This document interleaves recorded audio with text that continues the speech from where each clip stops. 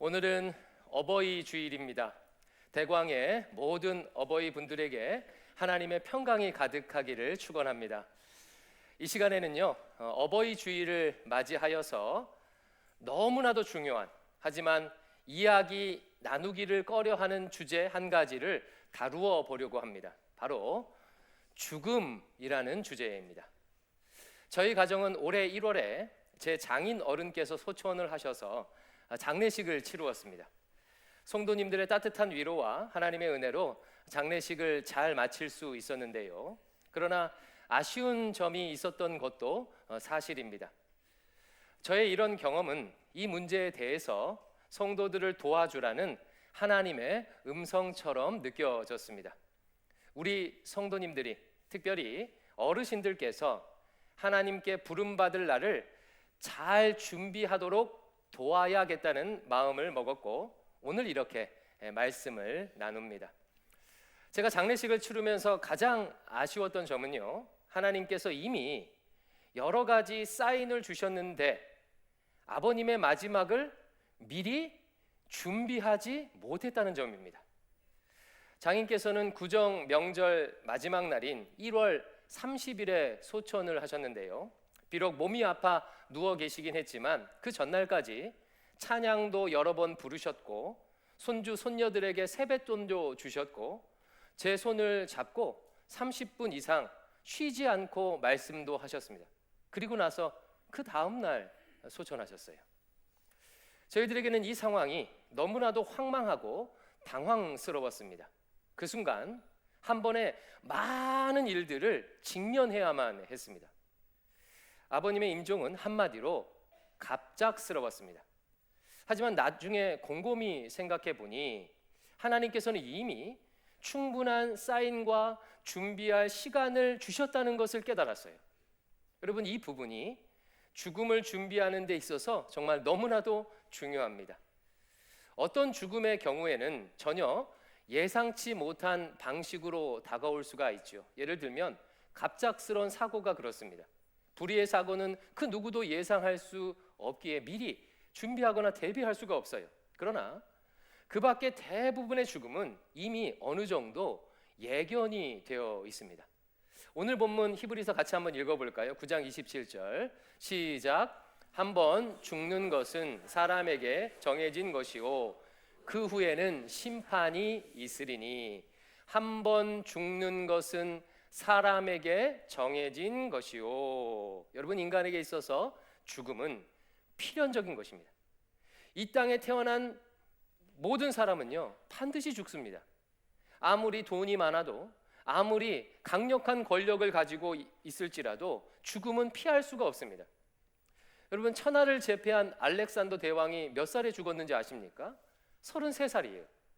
죽지 않으려고 불로초를 구했던 진시 황제는 49에 죽었습니다. 죽음은 그 누구도 피할 수 없습니다. 그래서 어떤 시인이 이렇게 인생을 표현했지요. 인간의 인생은 태어나는 순간부터 죽음을 향해서 걸어가는 여정이다. 이처럼 죽음은 모든 사람에게 이미 예정된, 예고된 순리인 것입니다. 더욱이 나이가 들어서 노년이 되었다면 죽음은 눈앞에, 코앞에 닥친 현실이에요.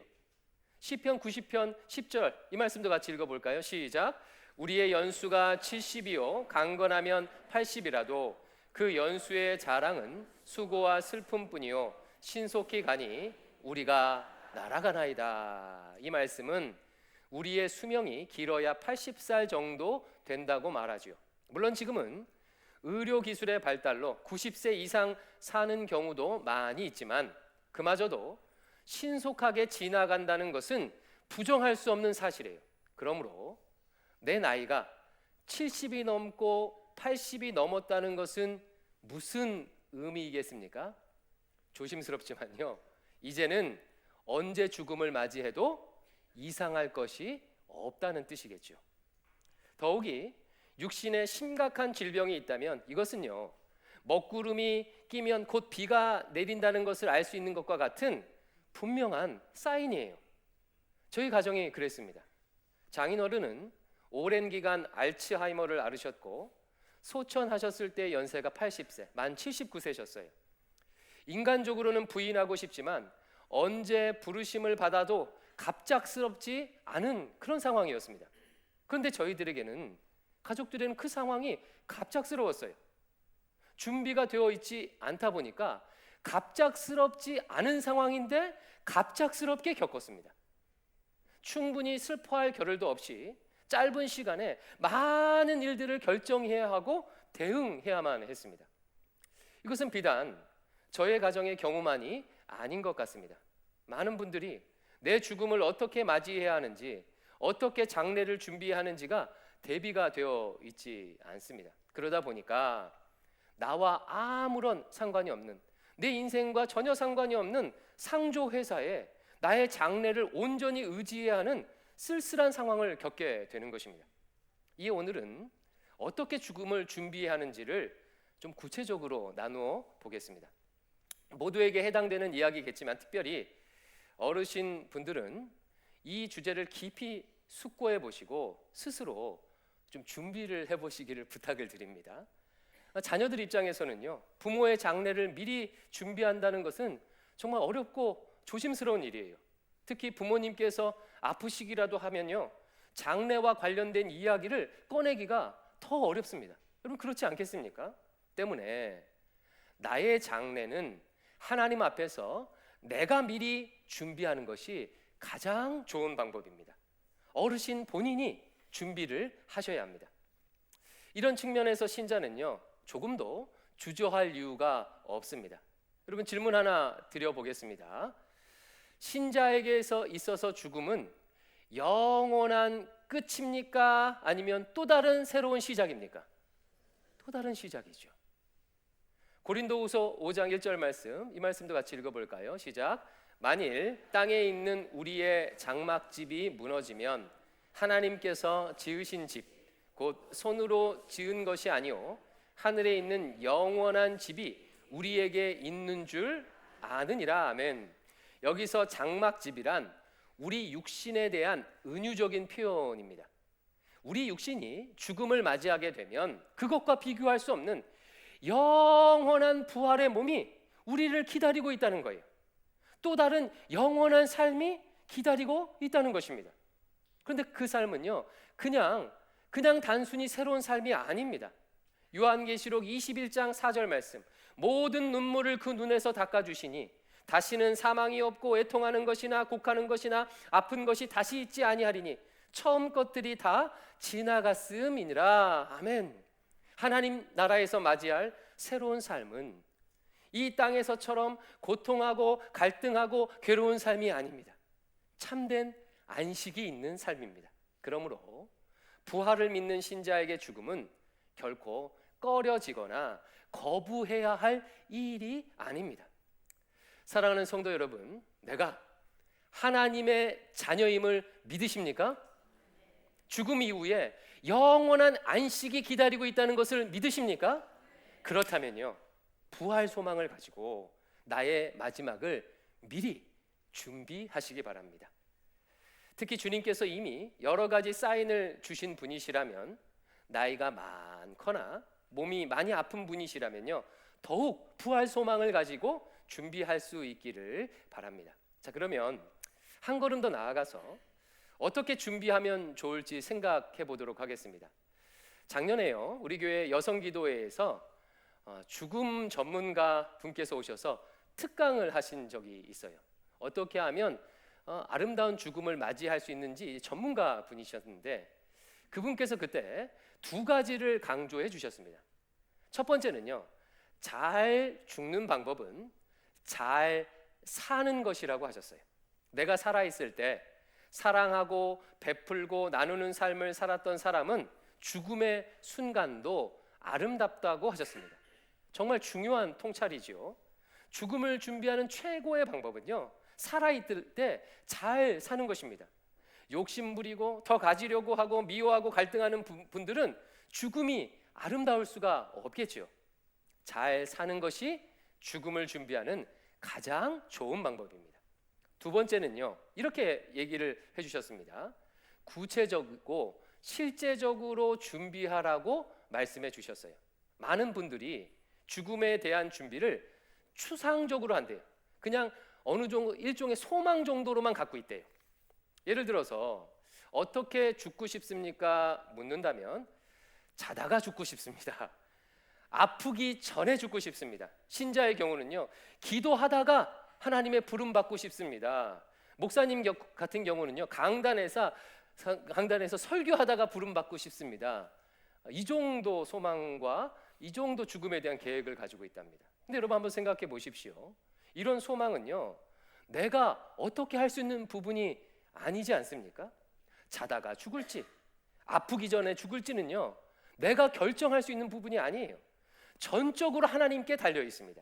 그러므로 내가 통제할 수 없는 부분에 대해서는 하나님께 기도하며 맡기고, 내가 할 수 있는 부분을 적극적으로 준비하라고 제안을 해 주셨습니다. 남은 시간에는요, 바로 이 부분에 초점을 맞추어 보려고 합니다. 내가 어떻게 할 수 없는 부분은 말고, 내가 할 수 있는, 내가 준비할 수 있는 마지막을 위한 구체적인 준비 방법 5가지를 이 시간에 좀 제안을 해보려고 합니다. 이것은 성경에 명시되어 있는 것은 아니지만 성경의 정신과 또 여러 강의 그리고 책들을 통해서 제가 나름대로 정리한 5가지 제안입니다.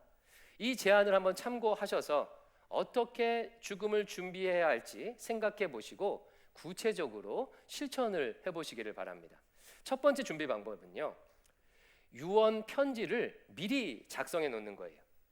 가족들에게 꼭 하고 싶은 이야기를 편지에다가 남겨서 남은 가족들이 나를 잘 떠나 보낼 수 있도록 준비하는 것입니다. 근데 이때 편지를 쓸 때 주의해야 할 것이 하나 있습니다. 남은 가족들에게 짐을 지우지 않도록 해야 합니다. 그러니까 반대로 얘기하면 짐을 지우는 내용을 써서는 안 된다는 거예요. 예를 들어서 절대로 재혼하지 말라거나 이런 얘기를 쓰면 안 돼요. 누구누구는 절대로 상종도 하지 말라거나, 누구에게 꼭 빚을 갚으라거나와 같은 남은 가족들의 인생을 올가매는 내용을 남겨서는 안 되겠죠. 나는 천국 가면 그만이지만 남은 가족들은요, 그 유언이요 평생을 거쳐서 영향을 줄 수밖에 없습니다. 그러므로 가족들이 생명과 자유를 얻을 수 있는 방식으로 편지를 남겨야 합니다. 2가지 정도 내용을 담으라고 권면을 드리고 싶은데요, 제안을 드리고 싶은데, 하나는 뭐냐면요, 미안함과 고마움을 표현하는 거예요. 그동안 나로 인해 가족들이 고생했을 일들, 겪었을 그런 일들에 대한 미안함을 구체적으로 표현하십시오. 그리고 그럼에도 불구하고 나를 배우자로 부모로 인정하고 함께 살아준 그 고마움도 구체적으로 적어 보십시오. 아마 유가족들이 미안함과 고마움의 메시지를 읽게 되면요, 정말 큰 위로를 받을 것입니다. 다음으로 기록했으면 하는 것은 가족들과 천국에서 다시 만날 수 있기를 소망하는 내용을 담아 보십시오. 여기에는요, 내가 어떻게 예수님을 믿고 어떻게 주님의 은혜를 누리며 살았는지 간증 같은 것을 좀 담아 보세요. 그리고 천국에서 다시 보고 싶다는 소망을 밝히는 것입니다. 우리 교회는요, 입관 예배를 드릴 때 고인의 신앙 이력을 먼저 낭독을 합니다. 이를 위해서 교육자들이 자녀들에게 부모님이 어떻게 예수님을 믿게 되셨는지, 언제 세례를 받으셨는지, 어떤 특별한 간증이 있는지를 미리 물어요. 그런데요, 자녀들이요 모르는 경우가 정말 대부분입니다. 그러니까 부모가 자녀에 대해서 잘 모르는 것만큼 자녀도 부모에 대해서 잘 모른다는 거예요. 여러분, 자녀들에게 부모의 간증은요 가장 강력한 전도의 메시지입니다. 저는 과거에 돌아가신 아버지의 자서전을 대필했던 적이 있었는데요, 그때 제가 정말 큰 은혜를 받았어요. 그리고 지금 제 아이들은 할아버지의 자서전을 읽으면서 할아버지가 예수님 믿고 변화된 것들을 자랑스럽게 여깁니다. 그 믿음을요 이어받고 싶어 해요. 나의 신앙 간증을 유언 편지에 남기시고 자녀들도 예수님을 잘 믿어 천국에서 꼭 다시 만나자고 소망을 밝히십시오. 자녀들이 그 어떤 때보다도 그 유언 메시지를 묵직하게 받아들일 것입니다. 그 어떤 전도 메시지보다 강력할 것입니다. 자, 여러분, 첫 번째 죽음을 어떻게 준비하라고요? 유언 편지를 미리 써놓는 것입니다. 자, 두 번째 죽음 준비는요, 유산 정리를 미리 해놓는 거예요. 계획해서 해놓는 것입니다. 여러분 아마 다들 아실 거예요. 유산 문제로 형제들 간에 자녀들 간에 분쟁하는 경우가요 정말 많습니다. 아마 여러분 가운데도 이미 경험해 보신 분이 계실지도 몰라요. 유산 문제는 단지 누가 더 많은 유산을 분배받는가 더 적게 받는가의 문제가 아닙니다. 가족들이 평생 함께 살아오면서 겪었던 섭섭함, 아쉬움, 갈등이요 유산 문제로 폭발해서 터져 나오게 되는 거예요. 일단 우리나라 법은요 혈연적 자녀라면 누구라도 동등하게 유산을 받을 권리를 가지고 있죠. 하지만 막상 가정의 상황은 어떻습니까? 가정마다 상황이 다 달라요. 어떤 자녀는요 오랜 기간 부모님을 직접 모신 자녀도 있고요, 어떤 자녀는 명절에 바쁘다고 인사조차도 안 오는 그런 자녀가 있습니다. 또 자녀들마다 경제적 상황도 다 달라요. 이런 복잡한 상황이 유산에 얽혀 있는 거예요.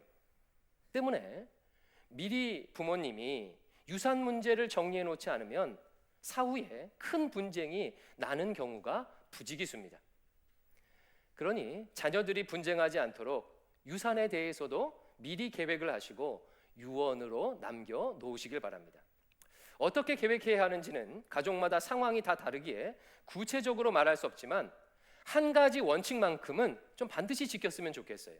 이게 뭐냐면 우리가 지난주에 배웠던 창세기 2장 24절의 원리입니다.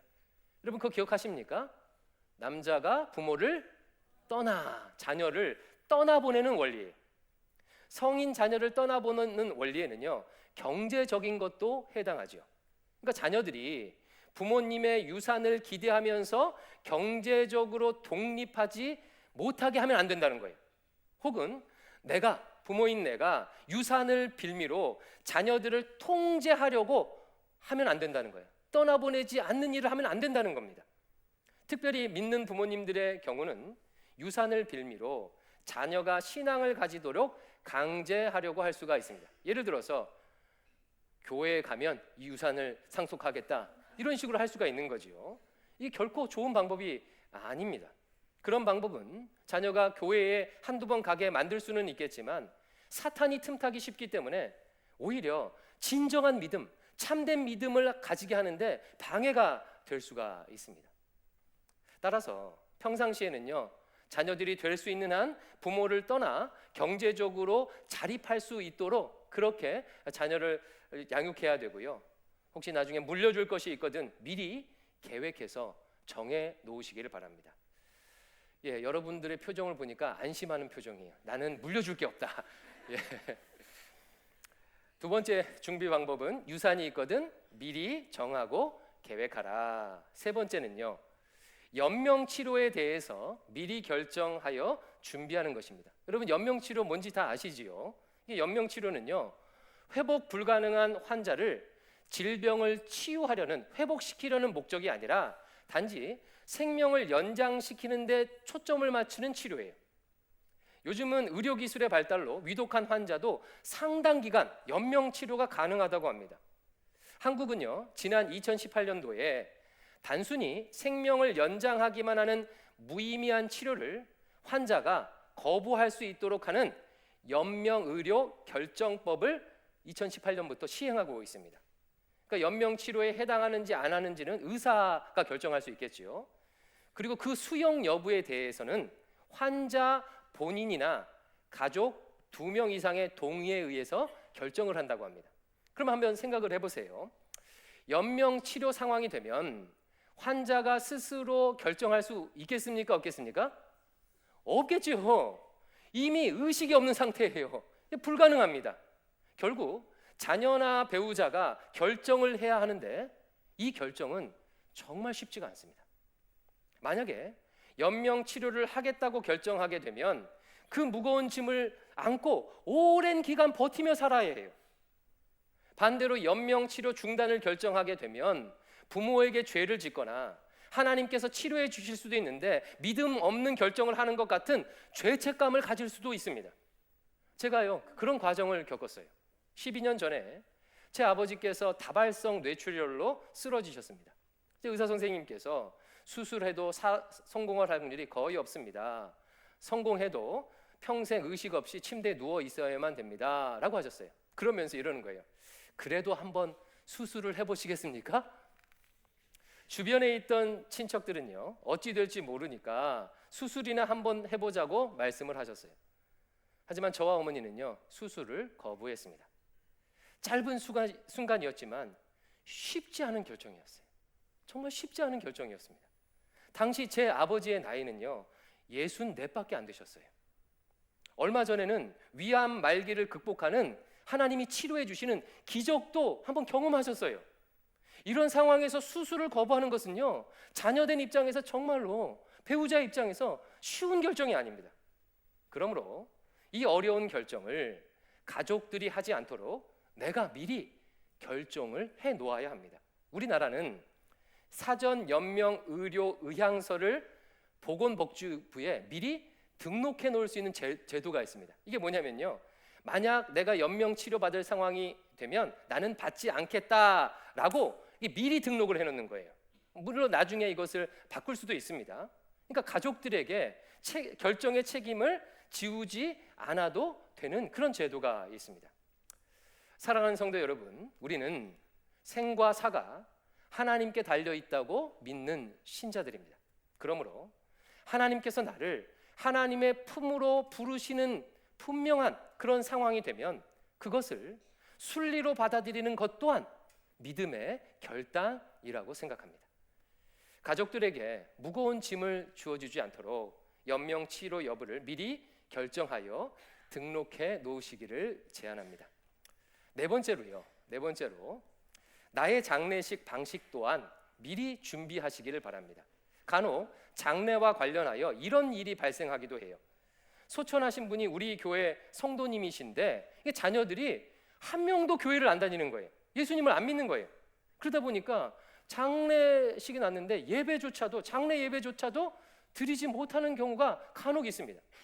이럴 때면요 얼마나 아쉬운지 몰라요. 그래서 한 번은 제가요 그 자녀에게요 간청한 적도 있습니다. 아니 우리 부모님께서 예수님 잘 믿고 지금 천국 가시는 길인데 장례 예배 한 번은 드려야 하지 않겠습니까? 부모님에 대한 마지막 예의 아니겠습니까? 라고 간곡히 부탁해서 장례 예배를 드린 적도 있습니다. 물론 이것은 특별한 경우이겠지만 혹시 모를 이런 어려움을 피하기 위해서 나의 장례식 방식도 미리 준비하시기를 바랍니다. 최소한 다음에 2가지를 미리 정해서 자녀들이나 배우자에게 부탁을 미리 해놓으세요. 첫 번째로요 기독교 장으로 장례를 치러달라고 미리 부탁을 해놓으십시오. 내 영정 사진 앞에 음식 차려놓지 말고 그리고 나에게 내 영정 사진에다가 절하지 말라는 말씀도 미리 부탁을 해놓으세요. 부모의 마지막 소망을 존중해 달라고 부탁을 하면요 자녀들이 그것을 외면할 수 없습니다. 미리 부탁을 해놓으십시오. 두 번째, 나의 장례식에서 목사님께서 설교해 주셨으면 하는 성경 본문이나 함께 불렀으면 하는 찬송가가 있다면 그것도 미리 정해놓고 그 이유도 좀 적어놓으세요. 그렇게 하시면 저와 교육자들이 나중에 그 성경 본문과 그 찬송을 가지고 장례 예배를 집전하도록 하겠습니다. 이렇게 말하니까 너무 마음이 쓸쓸하네요. 저희 가정은요 장인 어른 입관 예배 드릴 때요 내 눈 주의 영광을 보내 라는 찬양을 부르고 싶다고 제가 지성률 목사님께 부탁을 미리 드렸어요. 그리고 그 찬양을 입관 예배 때 불렀습니다. 그러니까 저희 장인 어른께서 가장 좋아하시고 많이 불렀던 찬양이거든요. 이 찬양을 입관 예배 때 함께 부르니까요 얼마나 위로가 됐는지 모릅니다. 정말 큰 위로가 됐어요. 이처럼 미리 정해 놓으시면 남은 가족들에게 큰 위로가 될 것입니다. 그리고 그 성경 구절과 그 찬송가는요 가족들에게 평생 그래 내 아빠가 엄마가 좋아했던 성경 구절이지 찬양이지 하고 가슴에 남을 것입니다. 마지막 5번째로요 장례식에 꼭 필요한 다음에 4가지 준비물을요 미리 준비할 수 있기를 제안합니다. 장례식 치를 때 꼭 필요한 4가지가 뭘까요? 영정사진, 수의, 관, 그리고 어디에 묻힐지 장지입니다. 장지. 여러분 한번 생각해 보십시오. 내가 미리 이런 것들을 결정해 놓거나 준비해 놓지 않으면 자녀들이, 남은 유가족들이 어떻게 하기 쉽겠습니까? 그래도 부모님 마지막 가시는 길인데 좋은 것으로 해야지 라고 하기 쉽겠죠. 또 한국인의 정서상 주변에서 보는 눈이 있기에 조금 더 크고 화려하게 꽃장식도 하고 싶고 수의도 입히고 좋은 관도 쓰려고 할 수가 있어요. 이제 곧 몇 시간 안 있으면 화장을 해서 모든 것을 태워버려야 하는데 그 짧은 찰나의 순간을 위해 많은 비용을 지출할 수가 있습니다. 또한 무덤이나 납골당을 위해서도 불필요하게 큰 비용을 들일 수가 있는 거예요. 그래서 저는요 이렇게 좀 제안을 해보고 싶습니다. 조심스럽지만 이렇게 제안을 좀 해보고 싶어요. 수의와 관을 미리 검소하고 수수하게 준비를 내가 직접 해놓거나 아니면 결정을 해놓으세요. 영정사진도 장례식 때 만들면요 큰 돈도 들고 결정하는 것도 어렵습니다. 저희가 가족 같은 경우는 병원에서 나중에 만들다 보니까 그 출력하고 액자에만 넣어주는데요 최소 비용이 40만 원 이상이더라고요. 굉장히 비쌉니다. 그리고 어디에 묻힐지도 계획을 미리 해놓으세요. 납골을 할지 아니면 뿌릴지 수목장을 할지를 결정해 놓으면 남은 가족들이 장례를 치르기에 훨씬 더 수월합니다. 저희 가정은요 장모님께서 미리 수목장을 하겠다고 이미 결정도 해놓으셨고 어느 추모공원인지도 정해 놓으셨기 때문에 장례식을 비교적 수월하게 치를 수가 있었습니다. 무덤이나 납골에 큰 비용을 들이지 않도록 검소하고 소박하게 준비하세요. 형편에 따라 그냥 뿌리기로 결정할 수도 있겠지요. 그리고 나서 자식들에게 이렇게 부탁을 하는 거예요. 한번 잘 들어보세요. 얘들아, 내가 죽을 때를 대비해서 영정사진을 이렇게 미리 결정해 놓았단다. 나 죽으면 이 사진을 사용하렴. 그리고 수의와 관은 비싼 돈 들이지 말고 어차피 화장할 것이니까 제일 소박하고 검소한 것으로 하렴. 나의 장지도 이렇게 결정했으니 화장하게 되면 이렇게 해주렴 이라고 이렇게 말씀하세요. 그러면서 이러시는 거예요. 대신 부탁을 하나 하자꾸나. 내가 미리 준비해서 절약한 돈과 내가 너희들에게 물려주는 유산 중 일부를 가지고 컴패션에서 추천하는 아이 1명을 후원해 주렴 이라고 부탁을 하는 거예요. 여러분, 뭐 하나의 예지만 의미가 있지 않겠습니까? 금방 타버릴 것들, 없어질 것들에 대한 비용은 줄이고 대신 어린아이 1명을요 그리스도의 사람으로 세울 수 있다면 그분의 장례는, 그분의 마지막은요 하나님 앞에서 정말 의미 있는 장례가 될 것입니다. 자녀들에게도 손주 손녀들에게도요 도전과 교훈이 될 거예요. 말씀을 맺겠습니다. 신자에게 있어서 죽음은 영원한 이별이 아닌 새로운 시작이기에 우리는 소망을 가지고 미리 죽음을 준비할 수 있습니다. 그리고 죽음을 잘 준비할 때 남은 가족들에게 큰 위로와 유익이 될 것입니다. 오늘 나눈 5가지 방법을 바탕으로 해서 어떻게 내가 죽음을 맞이하면 좋을지 미리 계획하고 준비할 수 있기를 바랍니다. 뿐만 아니라 오늘 설교를 계기로요 가족들이 함께 모여서 죽음에 대한 이야기를요 꺼려하지 마시고 솔직하게 한번 나눠보세요. 가족들이 함께 준비해 보시길 바래요.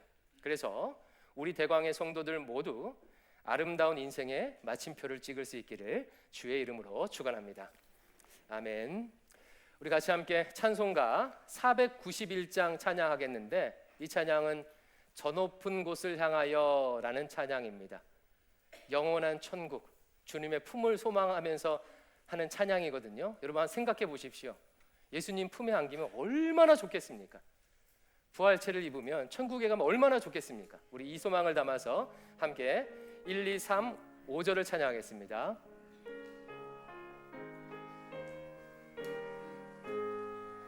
저 높은 곳을 향하여 날마다 나아갑니다.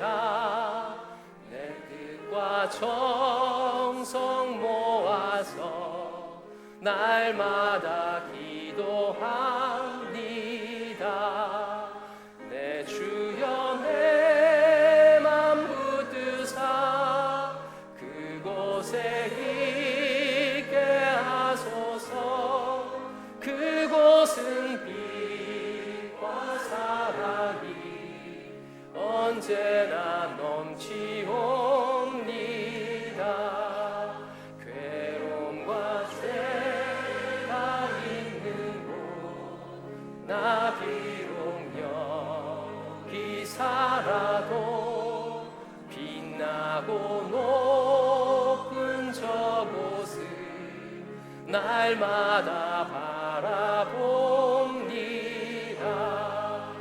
내 주여 내 맘 붙드사 그곳에 있게 하소서. 그곳은 빛과 사랑이 언제나 넘치옵니다.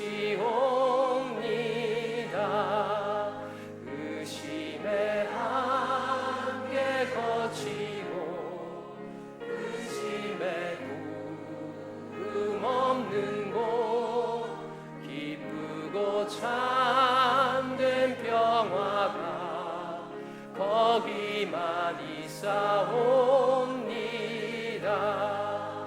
내 주여 내 맘 붙드사 그곳에 있게 하소서. 그곳은 빛과 사랑이 언제나 넘치. 우리 5절합니다. 내 주를 따라 올라가 내 주를 따라 올라가 저 높은 곳에 우뚝 서 영원한 복락 누리며 즐거운 노래 부르리. 내 주여 내 맘 붙드사 그곳에 있게 하소서. 그곳은 빛과 사랑이 언제 내 주여 내 맘 붙드사 그곳에 있게 하소서. 내 주여 내 맘 붙드사 그곳에 있게 하소서. 그곳은 빛과 사랑이 언제나 넘치옵니다. 우리 두 눈을 감고 잠시 자신의 목소리로 기도하겠습니다. 우리 부모님을 위해서 기도하겠습니다. 부모님께서 아직 살아계시다면 부모님을 위해서 기도하십시오. 하나님, 우리 부모님 평생 얼마나 고생하고 얼마나 힘들게 살아오셨는지 아시지요. 인생의 후반기 힘들지 않도록 주님 은총 베풀어 주시옵소서. 혹시 아직 예수님을 믿지 못하는 않는 부모님이 계시다면 그 마음을 열어달라고, 구원해달라고, 천국을 준비할 수 있게 인도해달라고 부모님의 구원을 위해서 기도하십시오. 그리고 혹시 내가 부모라면요, 자신의 장래를 잘 준비할 수 있도록 기도하시기 바랍니다. 하나님, 마지막 가는 길 허영하고 사치하지 아니하고 겸손히 하나님 앞에서 의미 있는 죽음을 맞이하길 소망합니다. 잘 살아오는 것만큼 죽음도 잘 준비할 수 있도록 은혜를 베풀어 주시옵소서라고 자기 자신을 위해서 기도하시기 바랍니다. 잠시 동안 우리 기도하겠습니다.